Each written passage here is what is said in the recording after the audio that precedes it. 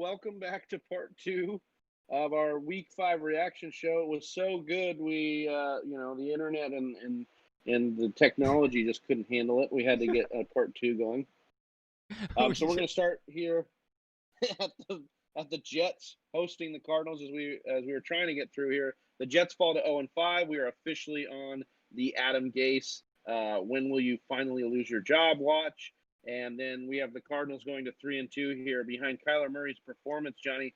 27 of 37 for 380 yards and a touchdown. He also had a touchdown on the ground. So continuing to do what he does as that guy for you guys, for your team, for your Cardinals. And then these matchups coming up, Johnny, you're just salivating it. They play Dallas next. They're in Dallas. They face the Seattle Seahawks at home. They've got a bye, and then they've got the Dolphins. So this offense looks to be poised to maybe take that step forward we've been calling for after a couple down weeks. And I think that starts, Chelsea, with the passing attack, DeAndre Hopkins, Christian Kirk, and the bunch. How are you seeing that out there?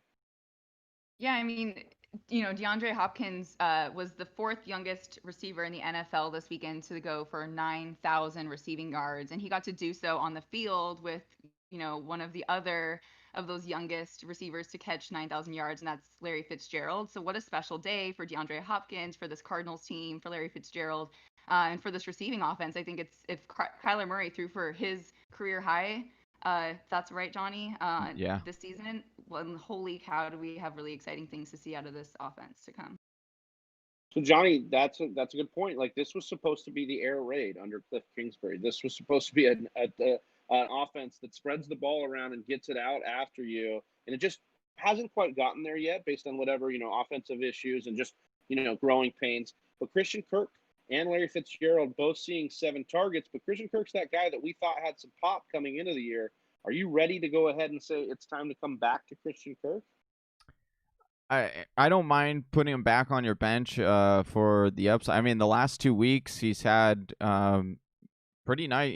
He had 3 receptions, 12 targets over 2 weeks. Yeah, 12 targets over 2 weeks. So and then gets Dallas and Seattle. We talked about that already. 2 nice matchups when you're talking about wide receivers. So if you need a guy over the next couple of weeks for bye week fill in, or maybe an injured wide receiver fill in, I think that Christian Kirk could be a guy that has flex appeal again. And then, so when we look at this running back core, I got to stay with you, Johnny, here. We've got Kenyon Drake continuing to get carries, 18 carries, 60 yards, and a touchdown, but not the receptions we thought, because those are all being funneled, it looks like, to Chase Edmonds, who has 6 targets, 5 receptions for 56 yards. Edmonds came in, got a nice, decently 36-yard or a 20-yard touchdown or so. 3 carries, 36 yards. He had that score. So what's your take on this backfield? How do you think this is going to continue to shake out here? Because I know we're going to continue to get questions on Kenyon Drake. So what's your advice here for Whisper Nation?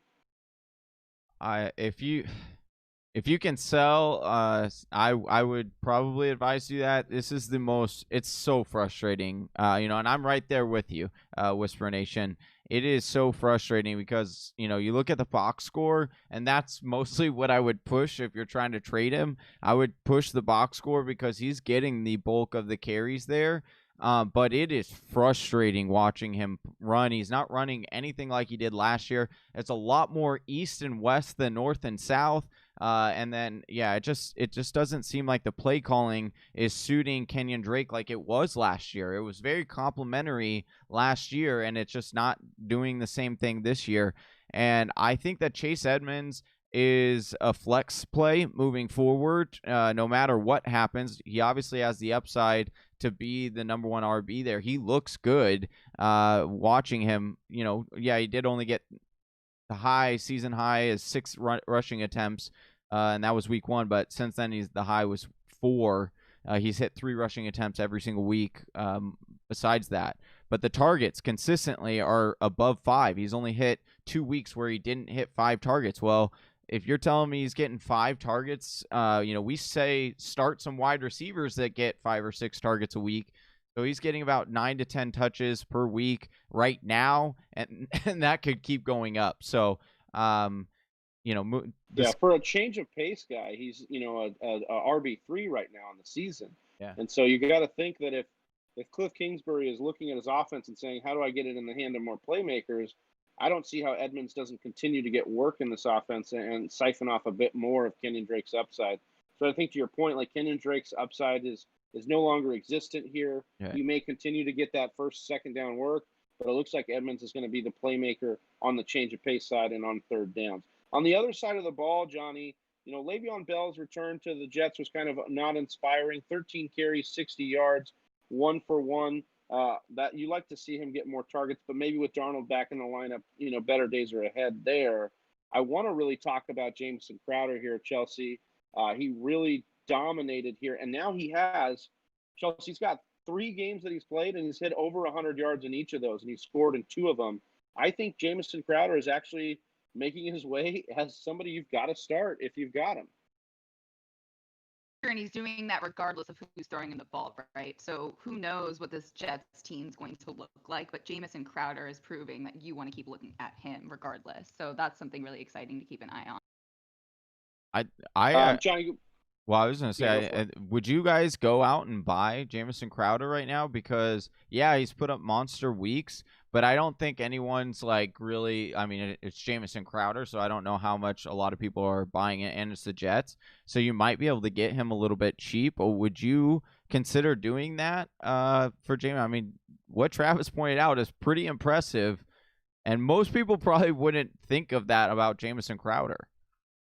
I mean, he hasn't had single-digit targets in a game that he's played in this year. I mean, that's 10 targets at least. I think I would be interested in looking at him because, just on pure volume alone. And then when he gets a decent matchup, he has an opportunity to explode for 100 yards and a score. But I think even in a bad matchup, he's going to give you a floor of 70, 80, 90 yards because of the way this offense is going to continue to be a negative game script and continue to, kind of need to throw. Maybe the only impervious man to the Adam Gase curse is Jameson Crowder. Yeah.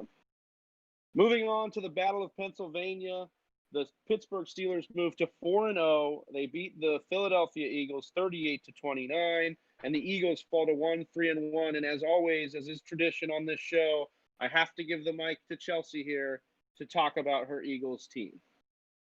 Yeah, I mean, you know me, I wish that East Coast Pennsylvania team won. The Philadelphia Eagles, once again, could not pull it out. But I was excited in some ways this game. It wasn't just all sadness for me. Miles Sanders had himself a day. And that's something that we've been waiting for this whole season to happen. So those 2 touchdowns, 11 carries, plus a number of receptions. I think he was targeted 4 times. Maybe only caught half of them, but still a pretty good day. Came out, in most leagues with about 23 fantasy points for you. So that's really great to see. Even better that, Boston Scott, Corey Clement, these other guys in the backfield not doing much. So it's clearly Sanders' ball to run. That's exciting. And in the missing persons report of Zach Ertz, I did a little research that I thought was kind of interesting. I mean, if you drafted Zach Ertz where he was going with ADP, you are heartbroken to see the lack of production. Good news is Deshaun Jackson and Alshon Jeffrey are coming back soon, so you've got to hope that defenses aren't going to be able to, stack their best guys up against Ertz to the same degree. But it's really just concerning. I mean, you talk about Jameson Crowder getting double-digit targets all season, and for a Philadelphia offense that hasn't had a wide receiver to throw to, that Zach Ertz isn't dipping into that territory yet. It's just sort of concerning. I keep thinking that he did something to Carson Wentz's mom or something, but I don't know. It's not good in Philadelphia typical right Philly now. Style. Bad things happen in Philly. I found myself just hoping we would tie, and that's such a gross place to be in as a fan of a team. Please just tie. That could be a cool thing to keep doing. That's Philly for you. Yeah, well, Johnny, Travis Fulgham, you asked me last week if this was going to be a thing. I couldn't even put the guy in my waiver column because I just wasn't confident in it. And this guy balled out. Chase Claypool, who we'll talk about in a second, basically overshadowed what Fulgham was able to do. 13 targets, 10 receptions, 152 yards, and a touchdown. Johnny, is Travis Fulgham here to stay for this Philly offense? I think he is. I think that, they'll continue to I say I think he is because Philly can't keep a wide Nobody's ever receiver. here to Yeah, say. like I no, was like, that's and so it's cute. yeah, it's like Expectations. yeah, but I mean, what I've seen from him so far is really impressive, and as an athlete, he's very high on the scale. If you go to player profiler, his player profiler breakout stuff, it looks good for a guy that was undrafted. But I think that there is a spot in here because we still aren't going to get Rieger back until week 10. And, Deshaun Watson, I appreciate Deshaun Watson and everything that he's done, but I'm ready. I've been trying to put a fork in this guy for the last 3 years. And so Deshaun I think, Jackson. Deshaun Jackson. what did I say? Who did I say? Deshaun Watson. Oh, good. Not Yeah. Deshaun I was like, Watson. we're picking up receivers Yeah, left and right, no, but I don't right. think he was available. Yeah, no. Sorry. I'm sorry. They might be calling for Deshaun Watson now with the way Wentz has been playing. But I do think Fulgham is here to stay, at least for the next few weeks until they get some more wide receivers back. But I liked what I saw from him. I definitely think he should be added on waiver wires this week. On the other side of the ball, we've got the Pittsburgh Steelers. Ben Roethlisberger, 27 of 34, 239 yards and 3 touchdowns. Kind of lived off of his playmaker's ability in this one. Continues to overthrow people down the field. He did have a couple nice shots to Juju and Chase Claypool, of course, who we will talk about now. And Chase Claypool had 4 touchdowns in this game. And he has he had another touchdown in the game before. So Claypool is now here, and if Deontay Johnson is going to continue to be injured, who left this game, how are you feeling about Chase Claypool? I know he'll be probably the cover boy for my waiver article this week. Holy cow, I get concerned because, Juju Smith-Schuster is still there. Deontay Johnson's definitely out and for a little bit potentially, but I don't know, and it's sort of an awkward thing to say that Claypool's going to be your guy on this offense, but after this game, grab him good, hold on to him tight. What else is there to say? Yeah, that's the correct thing, is to stash him and see what happens here. Johnny, they did say that Deontay Johnson's back injury is not significant, but this is now 2 games where he's had to be pulled from the game for either a concussion, he's had the lingering toe issue, and now he's got a back issue. This is a guy that has commanded targets when he's in there, but now, leaving fantasy GMs to go, what the hell am I supposed to do with him? Yeah, I think we're just gonna have to bench him until we can see him get through a couple of full games, which is gonna suck because he's that guy that you throw in there and he could literally get you 20 points. We saw it.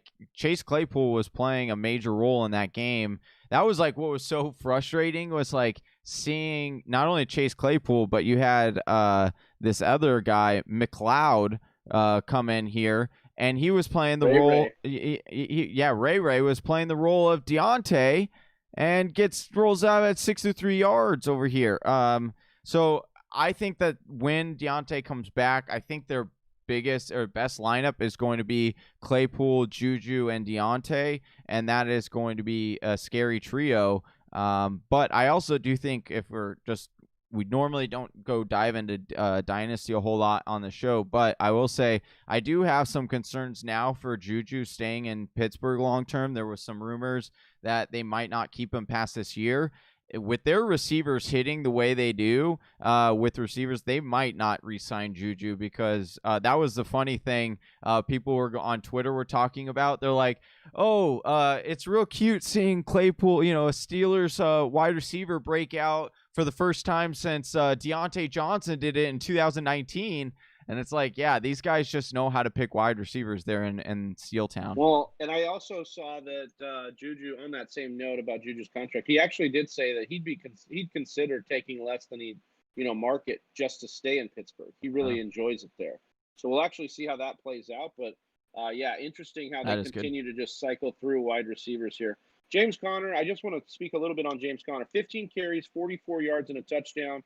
He also caught all 3 of his targets for 19 yards.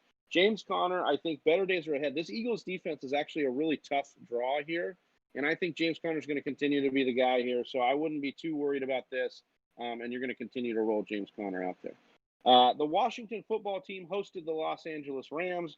The Washington football team won that week 1 battle, but they have not been able to win since. And the Rams just put on a capital punishment onto this Washington football team. They took Kyle Allen out of the game. I should say Aaron Donald. Aaron Donald, well, I guess Jalen Ramsey was the hit on Kyle Allen. But Aaron Donald, man, I saw this one tackle he had on Alex Smith where he just jumped on his back and like did the big squeeze. Yeah. And I'm like, how can Alex Smith even breathe right now? I was wincing every time they tackled Alex Smith. I was feeling for Alex Smith there. But the Rams just put on a defensive clinic here against the Washington football team. And so we'll start with the Rams side of the ball. Johnny, Jared Goff, 21 of 30 for 309 yards, 2 touchdowns. He also carried a touchdown in. This offense, still not a lot of attempts here. 30 attempts. That's right around their average. Johnny, they're going to continue to be an efficient passing attack. But what did you see out of them this week that you liked or didn't like? I mean, Robert Woods continues to be a stud wide receiver this year. Cooper Kupp continues to ball out. He had an awesome, the vast majority of his yardage came on one play, but you still like the usage of Cooper Kupp. It is going to be like that. Every single Jared Goff will be a streamable option on certain weeks, based on what the game plan will most likely be. Get San Francisco next week. We saw Ryan Fitzmagic light up the San Francisco 49ers. This will be an interdivision game, so it'll be.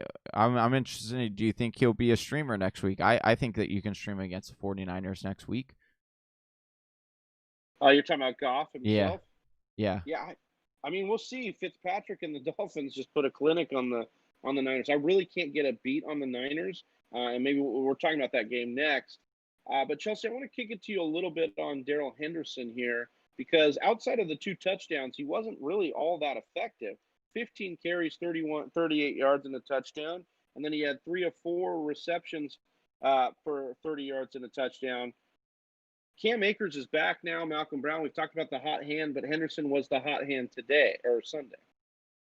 I mean, hot hand maybe. He had under 7 yards for his longest run of the day and around 3 yards per carry on average. So hot hand maybe, but I think it's those 2 touchdowns that really gave him the fantasy points that you're seeing. And, Sean McVay says that Cam Akers is going to be the starter in the lineup next week. So I would really just, wait it out on Henderson. He wasn't doing much for you except for getting the volume over the finish line, the red zone where he needed it. And it's Cam Akers' ball to run next week. So Cam Akers, can we get carries 61 yards, much more effective on the ground. Before I let Johnny come in here and just get excited about Can we get a bump like button? Like I wanted that drop as soon as Chelsea just dropped that. That was like savage too. She was like, Cam Akers will be the starter already. McVay has already said it. Boom. Loved it. Philly Chelsea. I mean, is it our belief that we should sell high on Daryl Henderson? This is 3 out of 4 weeks of the last 4 weeks that he's basically been an RB1 on the day. Yeah, I would definitely try to sell him high right now on these 2 touchdowns. People who just look at the box score, look at the fantasy points, and they'll see that he's been pretty good over the last 4 weeks. And might not be paying as much attention, or 3 out of the 4 weeks. Sorry, he had mega weeks. So if you can kind of get out from underneath that right now, because I think best case scenario, you're looking at a timeshare, heading for a timeshare. And like I've been saying this on the last few weeks show, I really do think that Sean McVay wants this to be like a thunder and lightning between Akers and Henderson. And so I think that these are the best games you're going to get out of Henderson. So if you can trade him with another piece to get yourself a bigger, upgrade for your roster, I think I would do that. Can you drop Tyler Higbee, Chelsea? Like, this is back-to-back weeks now with 20 or less yards, receiving yards. He continues to be underutilized here. And then Gerald Everett coming in and getting 4 catches on 4 targets for 90 yards. Everett's fully healthy. Higbee's kind of fallen off. And outside of that 3-touchdown game against your Eagles, not to throw shade your way, but that's really all we've seen Higbee do. Yeah, I think tight end's a position you don't want to get too locked in on. I mean, Zach Ertz himself has proven to you that tight ends can just be a disappointment and just not prove to do what they want to do. So don't get stuck on Higbee. If you have a roster spot or need a roster spot open, then he's definitely a guy I think you could drop at this point. Johnny, on the Washington side of the ball, really uninspiring from both Kyle Allen and Alex Smith here. We'll see what happens with Allen's health, Smith's health, and what the Washington football team wants to do. I think the biggest story coming out of Washington is Antonio Gibson and what his usage would be like. It was starting to look really good at the beginning of this game. 11 carries, 27 yards, 5 targets, 5 receptions, 24 yards. So the efficiency not there. Rams very tough draw on this one. But you like the usage he was getting, as no other back got a carry on the day. But J.D. McKissic got 8 targets, and he continues to be used in the passing game. And I really feel like this is limiting whether or not Gibson is game script dependent or not. It will definitely. I mean, I did notice how much Alex Smith, when he came in, he was like check down king once again. And you would like to see Antonio Gibson get in on those plays because he could do a lot more with it. The next 2 draws are the New York Giants and Dallas Cowboys. I think he's fine in both of those games. But yeah, I mean, there's definitely some concern that they could turn a little bit to McKissic if trailing and some of these games coming up, later on in the season. So I would definitely continue to monitor it. Hopefully it's just like him continue to get acclimated, and then by the end of the season he'll be the main guy moving forward in that backfield. The demise of Kyle Allen kind of meant the demise of Terry McLaurin's output this week. So 3 of 7. You like the 7 targets, 26 yards. I would imagine better days are ahead for a very studly wide receiver here. Gets the Giants and Dallas, as Johnny said. So you're confident with that going forward. In our upset of the week here, the Miami Dolphins put a 40-burger on the San Francisco 49ers in San Francisco. Ryan Fitzpatrick just doing what he does and completely dominating other teams that he maybe shouldn't dominate. 22 of 28, 350 yards and 3 touchdowns. It was actually the week to start him, but everybody probably benched him coming off of last week, what he did to Seattle, which was not very inspiring. And so I don't think that anybody really got a piece of Ryan Fitzpatrick in this 30-burger he was able. No, we were telling people. Able to put up. I told people to start him. I was telling. I told people to start him. Yeah, I feel good about that one. I did not have any faith in him here, but he shocked the world there. And Johnny, we finally saw it. We finally saw Myles Gaskin get the work he wanted, and in the red zone, they made Jordan Howard a healthy scratch here. 16 carries, 57 yards for a touchdown, and then 5 of 5 in the passing game for 34 yards. You love to see that. Get on board, baby. Get on board. This is the poor. He's the poor man's Jacksonville Jaguar, James Robinson. He's the poor man's James Robinson.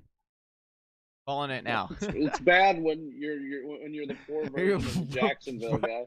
Right? Yeah, that is pretty bad. Chelsea, when we look at Preston Williams, he continues to ball out. And this game, he didn't do it on a lot of targets, only 5 targets, but 4 receptions for 106 yards. Oh, I'm sorry, I was talking about Devontae Parker, but Preston Williams did ball out. He got 5 targets, 4 receptions for 106 yards and a touchdown. Are you more excited about Preston Williams now after a few down weeks, or do you think he's going to be too inconsistent to kind of roll with here?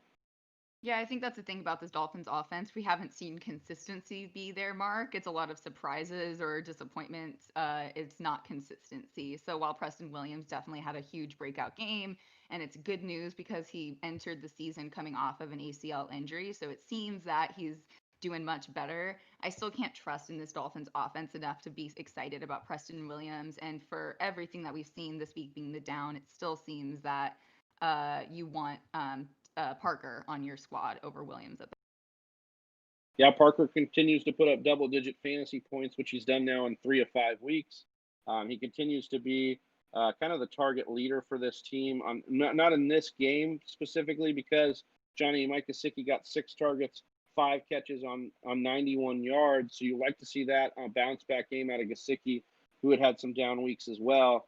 I think, continuously, like Chelsea said, it's Parker. And then if you got Gesicki at tight end, I think you're excited as well. Mm-hmm. On the San Francisco side of the ball, Jimmy Garoppolo, who was actually a guy I was excited to stream coming back in this game. If you heard me on the live, I did advise that, and that was a negative, not just in the box score for fantasy purposes, but a negative in what he was able to do. 7 of 17 for 77 yards and 2 picks. And then C.J. Beathard got in this game, and they were saying that they were doing this to save Jimmy Garoppolo's health. I don't think so. I think this was to save his embarrassment of continuing to suck. I just don't understand what's going on with this Niners squad. Super Bowl Especially hangover. back. Yeah, I mean that says a lot of it. And we look at the running backs, Johnny. After 92% of the snaps last week, Jerick McKinnon got 1 carry, and he caught 2 of his 4 targets for 5 yards. Raheem Mostert comes back off this MCL sprain, gets 11 carries for 90 yards, catches 3 of 3 for 29 yards. I mean, is it Mostert, and then you got to wait and see on McKinnon? What's going on here? I mean, a big Weird part of game, it, like maybe?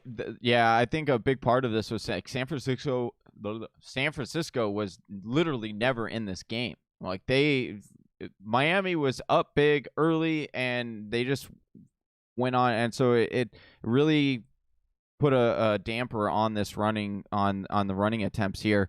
I do think that was a little bit of a surprise to see Jerick McKinnon only get 1 carry, but I think better days are ahead for Jerick McKinnon.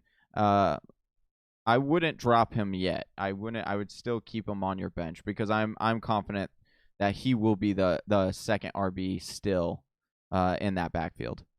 No pass catcher for the Niners got above 4 receptions.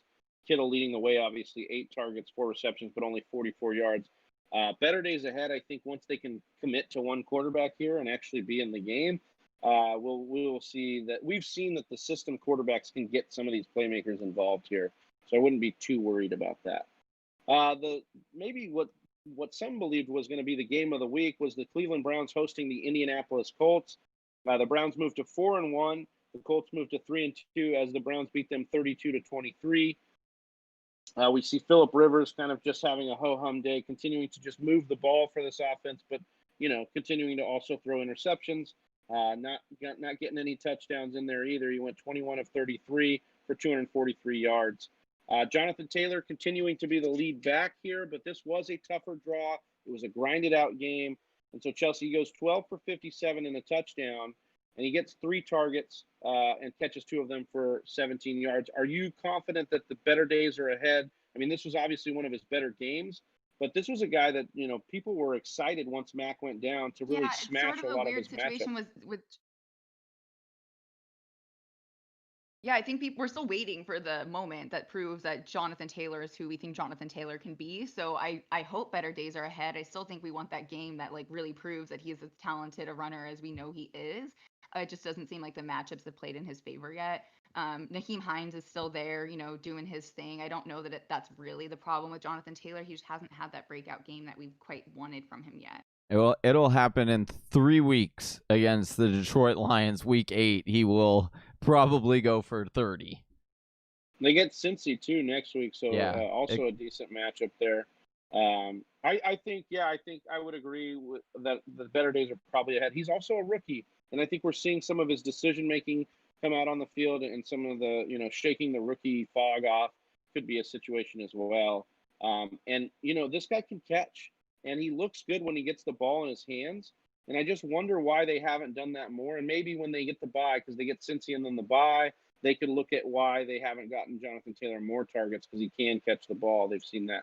Johnny, we have a T.Y. Hilton sighting. I know it's not a crazy situation, 69 yards, nice. But he got 6 catches on 10 targets. 10 targets, that's what you like to see.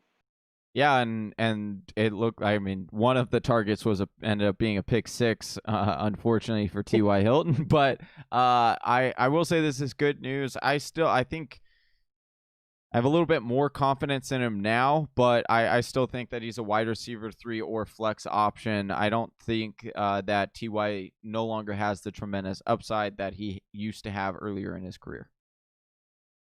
On the other side of the ball, Johnny, Baker Mayfield goes 21 of 37 for 247 yards, 2 touchdowns, 2 picks. This one was just a sloppy one and 2 counter punches that are happening between these two teams. But Mayfield's not going to be on that streaming radar unless he's in a supreme matchup, but he was against Dallas and still wasn't, all that for you. So I think you've got to realize what Baker's going to be, and that's highly efficient for this run-first offense. And speaking of run-first, Johnny, Kareem Hunt doing what we thought he could do, and that's consistently put up points for this team. Yeah, Kareem Hunt looked great. 20 carries for 72 yards. We were wondering how this backfield would kind of break up as far as touches go. But yeah, Kareem Hunt gets the bulk of the carries here. He also adds 3 or 4 receptions for 21 yards and a touchdown. You like that. Kareem Hunt is an RB1 rest of the season and possibly a top 5 for as long as Nick Chubb is out. So we saw some life out of Jarvis Landry, Johnny. 9 targets, 4 receptions. OBJ also got 9 targets. Austin Hooper got 10 targets.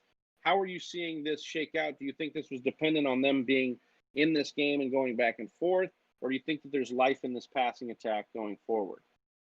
Yeah, I think that there's definitely, it's going to be a lot like, I think that the OBJ week last week was obviously his ceiling. I don't know if he has another week like that, but this is what we're going to see. We're going to see Jarvis Landry be more of like the reception guy. But even still, like OBJ still saw 9 targets as well, same as Jarvis. Jarvis did eat some popcorn, I believe, some real buttery popcorn before the game because, man, he had like 3 drops in this game where it literally hit him in the hands and no one was around him. He just dropped it. And so something that note moving forward. But yeah, I think Jarvis, Landry, and OBJ, you're going to stick them. Landry is an RB3 flex spot moving forward, and I think OBJ is still a wide receiver 2. Chelsea, Austin Hooper has consistently increased his usage and utilization in this offense. 80 or more % of the snaps in his last 4 games. He went from week 3, 4 targets, week 4, 7 targets, and now 10 targets in week 5. Are you excited to continue to put Austin Hooper in your lineup going forward? I'm thinking about Baker's rib injury, and while he picked up that injury this game and he was, saying Mama didn't raise no wuss and we shouldn't be worried about him moving forward, I do wonder how much more they'll rely on the run for the next game. So I'm stoked about Austin Hooper long haul. I really like to see that increase in snap percentage and targets. However, for this next week, I think they may be more reliant on big playmakers. If Baker's putting the ball up, I just can't imagine that a whole week sitting on a rib injury is going to make him feel a lot better coming into the game Sunday. So I'm just not this week very interested, but I think in the long haul, Austin Hooper is going to get hit. Yeah, they play Pittsburgh next week, so not a great matchup. All right, so our second to last game here was the Dallas Cowboys hosting the New York Giants. 37-34. The Cowboys have a thriller here. Andy Dalton leads them down the field to get the win here from Greg Zuerlein's leg. Chelsea, when we look at Daniel Jones and this Giants offense, they fall to 0-5, and they continue to just be very, very blah on offense under Daniel Jones. Sad and concerning. A guy who earned himself the Danny Dimes nickname so late last year was really excited. I, as a Philadelphia Eagles fan, constantly watching and hoping the Giants look like this as a team. I'm also devastatingly fearful about the Giants being the second half of the season team that they typically are. And yeah, it's not Eli Manning in the clutch position getting the job done, but Danny Dimes is looking a hell of a lot like the guy. So who knows? Maybe Giants fans out there could see a flip switch happen mid-season. But right now, salivating as a Philadelphia Eagles fan. Sad for somebody who was hopeful about a Daniel Jones good season this year. Johnny, Devonta Freeman continues to get the work. Is he an RB2 going forward? Yeah, I think he is. He's proven that he's better than he has been in the last few years as long as he stays healthy. The schedule isn't the greatest, but you like the carries that he's getting. And the fact that most people who have Freeman, you picked him up off waivers, but it's being a decent fill-in for Saquon. You're not going to get, of course, that full production, but not a bad fill-in for sure. Darius Slayton here gets 11 targets, catches 8 of them for 129 yards. You love to see that. You love to see him be a focal point just because he is such a playmaker. So hopefully that can continue. That was his high on the season for targets, but he has seen 7 or more targets in 4 of 5 games. So you like that. He had a 30-yard tutty called back. It was ridiculous. It was unfortunate too, but yeah, he could have had an even bigger day. Well, it's weird because the usage swung his favor, in instead of Evan Ingram here, who saved his day with a touchdown on a trick play. But that's a situation that I think that one got called back actually, but he did get in there on a run. So that's a situation to monitor how that usage plays out going forward. On the other side of the ball, obviously the big story here is Dak Prescott. We talked about the heartbreaking injury at the top of the show. And you saw what this team was able to do without him after that. And they really got Zeke back involved. And I think that's something that we have to look at is, does this team become more of a run-based team under Andy Dalton under center? Because Ezekiel Elliott, 19 carries, 91 yards, 2 touchdowns. His receptions his targets go way down. Only 2 targets, one of which he caught for 14 yards. So that was there. And then you continue to see how the rest of this offense played out. Cedric Wilson getting involved, actually throwing a touchdown here. You saw him get 4 receptions. CeeDee Lamb with 11 targets, 8 receptions. Amari Cooper, non-existent for the first time all year. I mean, we were just banging the drum for how consistent Amari Cooper is. And then Johnny, he just wasn't there. Yeah, I need to go back and watch the tape on this one. I don't know if they were doubling Amari. I'm not sure. I know that obviously they were going to CeeDee Lamb. There was a big advantage there in the slot, and so CeeDee Lamb was seeing a lot of the early targets. But yeah, I want to say better days ahead for Amari Cooper. But once again, we do have to allow a little bit of time to see, where Andy Dalton finds his comfort zone with one of these wide receivers. I'm not sure who that necessarily is going to be. It could be a complete flip of where Amari Cooper is now the odd man out. I don't think that's going to happen. He does get the Arizona Cardinals up next, and Patrick Peterson has just been giving up massive games to wide receivers. So I think he's going to be a better days ahead for Amari Cooper.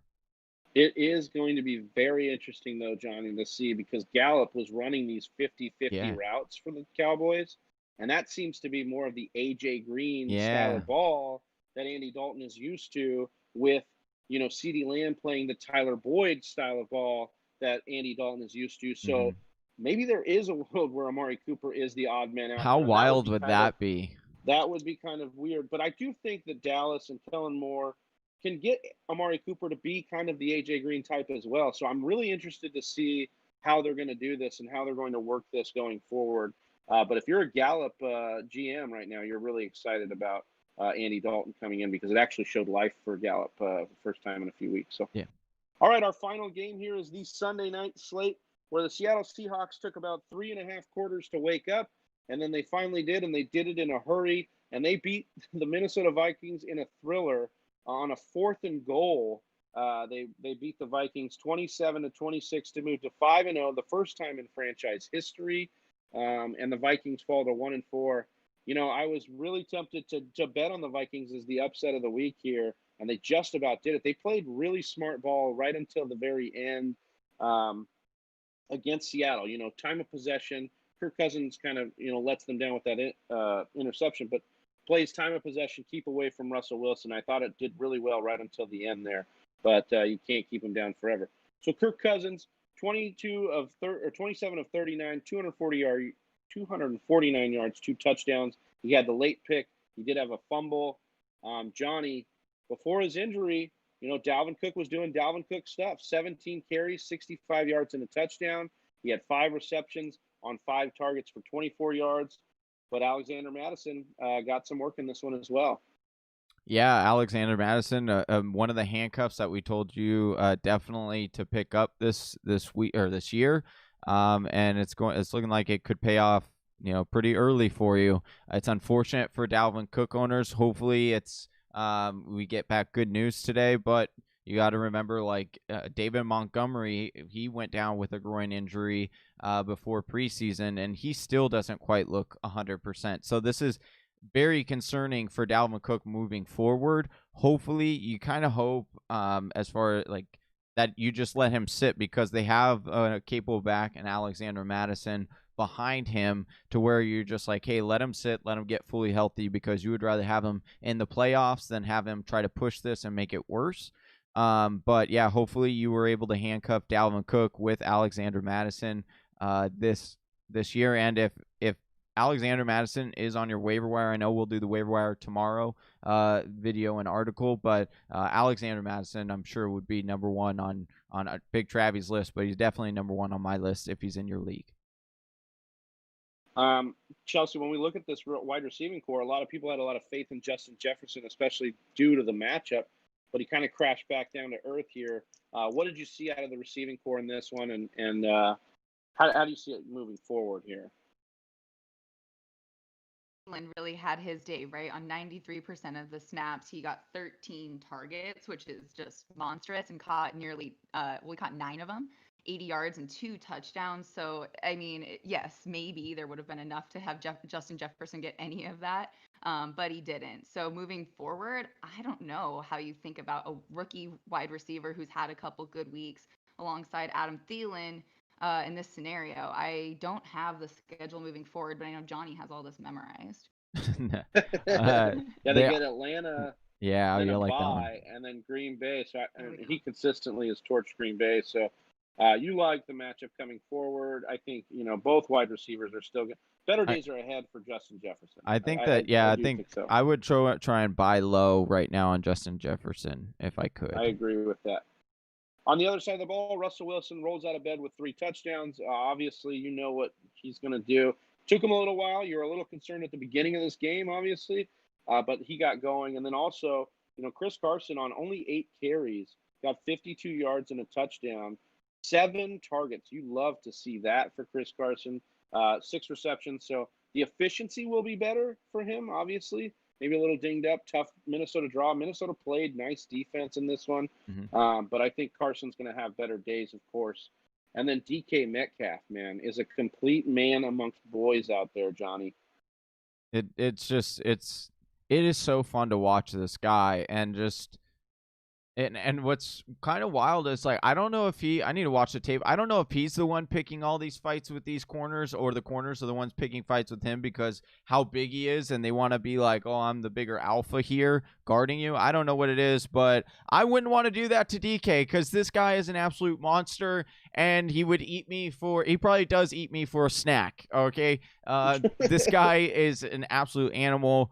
He's going in your lineup every single week. I don't care the matchup. I don't care the fact that he slipped on a 3-cone drill 2 years ago. I'm telling you right now, this guy is going to be a top 5 wide receiver this year. He's going to be a top 5 wide receiver for the next 10 years, probably, coming off the board in drafts. He's fun to watch. He's paired with Russell Wilson, who's just loving throwing up bombs to him and just can place it. It's almost like Russell Wilson. If you ever watch it, he's just like, he can't even run up there and say, hey, DK, here, I'll hand it to you better, because it's like he can't even do that. He throws such nice dimes that it just, and DK is like 8'10". He's not really that tall, but it seems that way when he's facing against these corners that are just like 5'10". It's like, good luck, buddy. Yeah, I'm sorry, that was a really long rant on DK. But it's I love well-deserved. DK has been doing it well, as LL Cool J would say. 11 targets was a season high in targets, 6 receptions, 93 yards, and 2 touchdowns. I think better days are ahead for Tyler Lockett, because obviously they're going to push the ball down the field. It looks like Lockett ceded some targets to Chris Carson. This offense is going to continue to throw, because I don't think the defense is going to get any better anytime soon as far as the passing attack.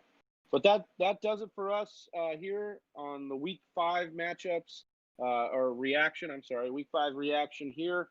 We made it through, and we hope you guys continue to monitor the waivers. Enjoy the Monday night game tonight, and then the Tuesday night football game Hopefully that one gets to happen. For Chelsea Lee Byers, for Johnny Game Time Hicks, I am Big Travie, and we are the Fancy Whispers. We're out. Peace. Peace.